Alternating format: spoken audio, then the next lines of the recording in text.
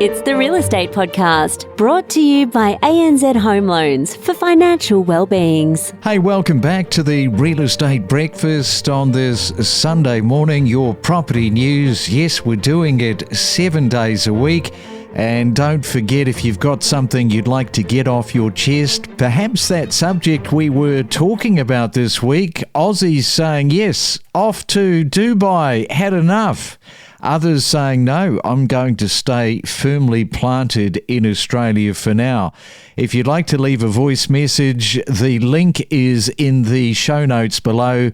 All you got to do is put the phone up to your mouth, click on the link and start talking, and we'll get that sent to us. But if you would like to send us an email, the email address is myrealestatepodcast@gmail.com. Well, it is a Sunday, September the 7th, and if you have been recently divorced, we spoke on Monday to Nat Gordon about this. Australia's divorce rate has fallen to a 50-year low.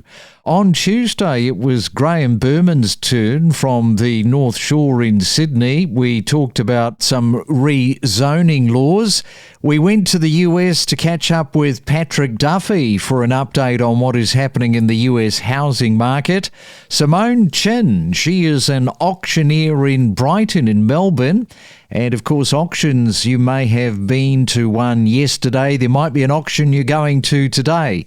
They are high-pressure environments, and the biggest mistake can be letting those emotions override anything else. And we also spoke on Friday to Mario there in Dubai. So all of that is coming up on our Sunday next. Remember, we are not a real estate company. We are 100% all about increasing your awareness and knowledge for buying and selling properties. Now, your business is Properholic. That is a very interesting name. I did say to you off air, the first thing that pops into my head is alcoholic. I'm sure you're not that. Well, it depends on the day, really. There are lots of properholics out there, people who are addicted to properties. They spend their days scrolling through Domain or real estate. It was a business created with those people in mind. Now, the divorcees are living under the same roof, as I mentioned. More couples are living, I think you've called it a silent divorce, sharing a house but not a relationship. Separate bedrooms, delayed breakups and financial limbo have become increasingly common since COVID has reshaped household affordability. This is, to a certain extent, kind of flying under the radar, but it's a massive, massive one, isn't it? Massive issue for people. It is. I mean, there's a number of different reasons why people will stay under the same roof. Quite often, and it's referenced in the Prop Track article, it's called bird's nesting, and it is for the sake of the children if children exist in the relationship. You know, it is less destabilising for the kids to have parents stay in the same home. Having said that, though, we also understand the dynamics between the parents can be negative and have a negative impact on the children as well. So it really depends on the individual circumstances as to how successful that arrangement can be. If you are breaking up, the chances of being able to get into the same neighbourhood where you might have lived for the last 30, 40 years even, that psychology of not being able to stay in place, how big a thing is that? I mean, you're talking to these people. They can be absolutely lost not being able to re-establish themselves in the same area. It is a real concern for some of our clients. Having said that, of course, it's natural for people who are separating to downsize. It is becoming more rare with increased property prices that one member of the couple can stay in the family home. That does happen from time to time, of course, but typically we are seeing people are downsizing. They're moving into suburbs that may be within the general area but have more apartments. So that they're definitely downsizing and trying to stay as close as possible within the local area, but not always being able to do so. Always amazes me, Nat, when somebody decides to get divorced, some people just want to quit that family home at all costs, just not realising long term the effect of the financial situation will be for them downstream. We see a combination of things happen. We see people staying in the family home long after they should in some respects. But yes, definitely people rushing to quit, as you say. And that can also be an emotionally charged decision, obviously. Once you make the decision to separate, you just sort of, some people just want to get it done. They've been through emotional turmoil leading up to that moment. And it becomes a sort of knee-jerk reaction, I suppose. This article that came out from PropTrack, I hadn't actually heard the term, and you were the one that raised it, bird nest parenting, which is, as you say, reflects the shifting family dynamics. They do that because children can stay in the family home while separated parents rotate in and out of the home. It's a really interesting concept, that rotating in and out. Sometimes it's about cost, other times it's for completely the stability of the kids. And I guess that only works if the parents can actually talk to one another. It does rely on amicability between the parties. And in fact, I was an advocate for bird's nest parenting to the extent that I did so myself when I separated from my ex-husband. And my kids were quite little at the time. We did have the benefit of having an investment property that was close by. We both had to share the family home. We both had to share the investment property that we vacated. And it was tough. Living standards vary between separating partners quite often. And I can say this from my own experiences. In fairness, it was a decision we made for the benefit of the children, and that has proven to be a good decision, I feel, long term. I really feel for Sean here. He's 35. He's already been on the property ladder. Unfortunately, we don't know what the personal health reason was, but he had to sell. Obviously, he couldn't service that loan. And the parents, they want to do the right thing by their son, but they also don't want to find themselves in a really dicey situation if the bank steps in and then, they've got to sell their property. It's a very common issue that we're facing and we're seeing. I mean, you mentioned at the beginning of the show about the median house price and unit price and those increases, in a very short period of time. I mean, if you're looking at Randwick, for argument's sake, I think you said the median apartment price is about 1.2 million and rising. It's a common issue, and we're seeing it with not only people that may be looking to buy a second one or unfortunately had to get rid of the first one in this case, but first home buyers where the bank of mom and dad is not prepared to step in. And then, what are the alternatives? I mean, thankfully, it looks like, rates are coming down, which is positive. But then the serviceability that the bank looks into and says, can this individual actually afford not only the deposit, but can they actually service the loan going forward?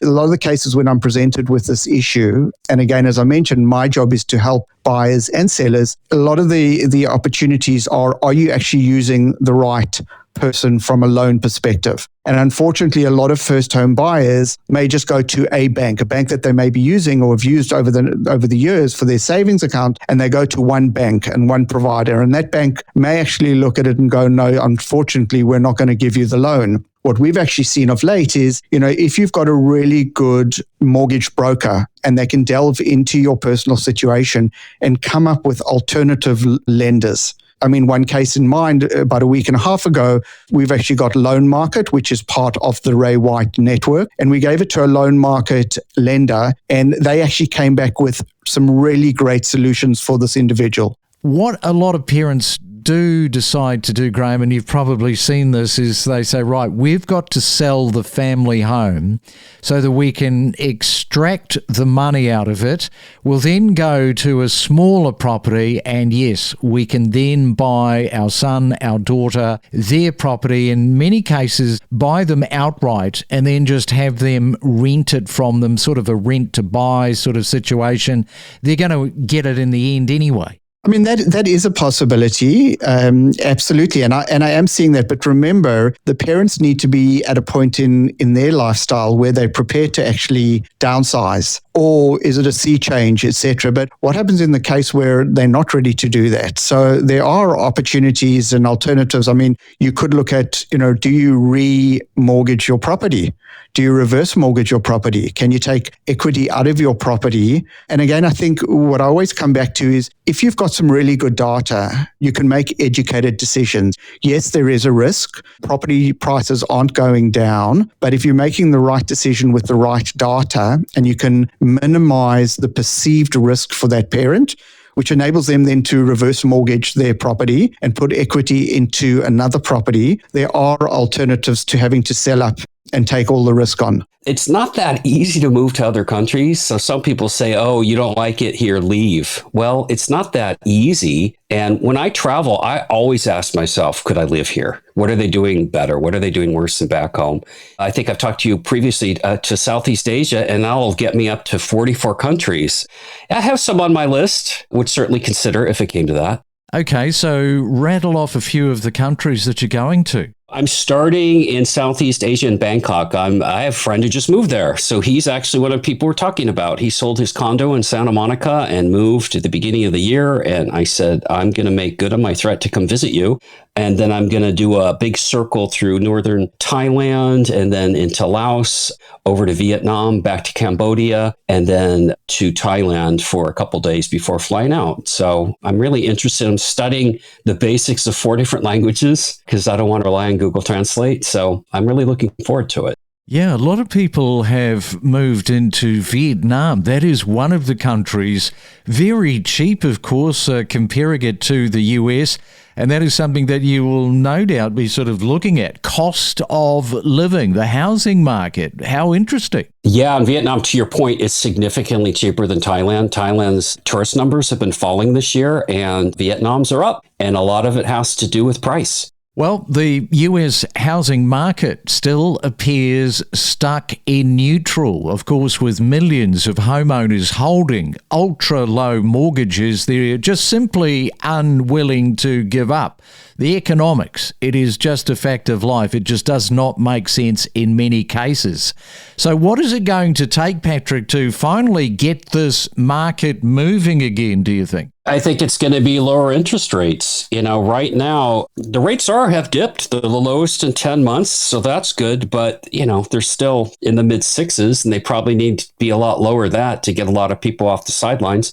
Fannie Mae came out with a revised forecast this month, and they're not seeing us dipping below 6.5% until 2026. So it's still going to be kind of some rough riding. And so I know builders offer a lot of incentives. You're now seeing that with existing home sellers of existing homes to be able to compete. I know that was just a drop here and there a couple years ago. And now I'm seeing it's becoming a lot more commonplace. So that's a big part of it. And then you also have the lock-in effect. At the end of 2024, Realtor.com estimated that over 80% of homeowners with mortgages has interest rates below 6%. That's now slowly declining because people have to move anyway. Life happens for various reasons.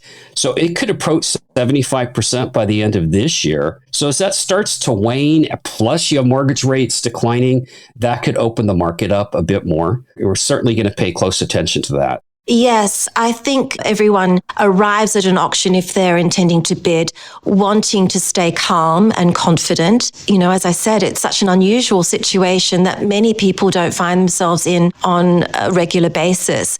So keeping those nerves in check and keeping their head cool and clear can be a struggle. Key to it, having some sort of connection with your agent and find out who the auctioneer is. In our case, the agent on the ground is the auctioneer. So it does give the buyers an advantage to feel that there is a relationship, that there is some understanding and there's been some, connection and engagement with what they're trying to achieve and what we're trying to achieve for our vendor. Yes, and as I say, in this particular market, buyers, more than ever, they need to set a firm budget, know the property's true value and avoid, just getting swept up in the drama that drives prices higher than expected. How important do you think that is in this market? It's always important, obviously, but you've got to set that firm budget and know where you are. It's always a great practice to do your pros and cons and find out really what are your deal breakers and what sort of options you may have within the property search. What is your ideal? What is your, absolute most fantastic top priority property that you would like to live in? But what else would work for you and at what budget points? I think sometimes people get excited when they're given, approval for a finance to a certain level, and they'll go out to purchase right at that rim of the level. And possibly there are other options that would work just as well for the home. Knowing how many years you intend to stay in a property is also very useful if you're going to be there for a long term or if you're going to be there as a stepping point to the next point of journey in the property market is also very good information for you so that you can have a bit more of a pragmatic approach to the auction at any given time. Well, Craig, I'm always a big fan of Dubai, and clearly I'm happy to hear that listeners are also thinking the same way. But, Australia has always been a bit of a lure to me. My wife's been, she says it's amazing, maybe more so from a visitor's point of view rather than actually living there. Being in Dubai, I'm actually probably as close as I'm ever going to be in terms of traveling. But it's good to hear the banter coming from one listener to another saying, come over here, don't come over here. So I would say, please keep these messages coming. It's quite amusing to actually hear this. Yeah, bring it on. I want to hear more about what people think of Dubai and other countries, in fact.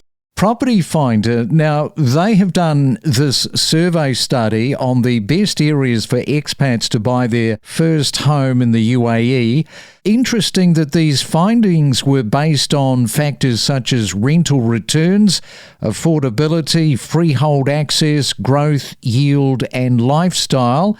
And you've got some more details on this. Yeah, the key findings from this report highlighted the fact that actually Alhambra Village in Ras Al Khaimah emerged as the top destination, achieving an exceptional rental yield of 8%. Now, this area offers resort-style amenities and full freehold ownership with no major sales barriers, making it highly attractive to international buyers. Now, Emirates City in Ajman came second, distinguished by its ultra-affordable entry point of under 450,000 dirhams. The area delivers strong value with high yield and the lowest cost of living. Al Reem Island in Abu Dhabi completed the top three with full freehold status and a robust price appreciation potential supported by ongoing infrastructure development. Now, of course, Dubai is there as well. It dominated the balance of performances in the 7.3 to 7.9% rental yield ranges in areas such as JLT, JVC, and Business Bay. Back to Abu Dhabi, Sadia Island also gave strong growth potential, although the standout best price growth came from downtown Dubai, with 30 to 65% capital appreciation just over the last 12 months. Sharjah was also a standout winner for budget-conscious options in the Al Khan community. And lastly, the most prestigious lifestyle winner was, no surprising here, was my beloved Palm Jumeirah. Listen to in-depth discussions with industry leaders on investing options, understanding different suburbs with insider perspectives and exclusive tips. We connect you to the best real estate information across Australia. The Real Estate Podcast.